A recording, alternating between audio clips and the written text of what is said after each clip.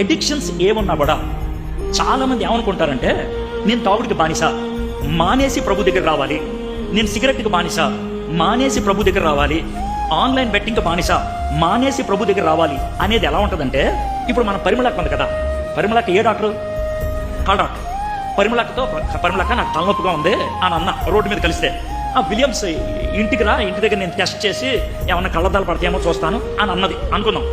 ఒకవేళ ఆవిడ అలా అంటే, వద్దులేక తగ్గిన తర్వాత కలుస్తానులే అంటే ఎలా ఉంటుంది?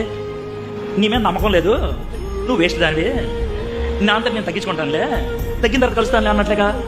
ఇప్పుడు పరిమళక్క ప్లేస్లో దేవుని పెట్టండి, మీ తలకాయ నొప్పి ప్లేస్లో మీకున్నటువంటి అడిక్షన్ పెట్టండి.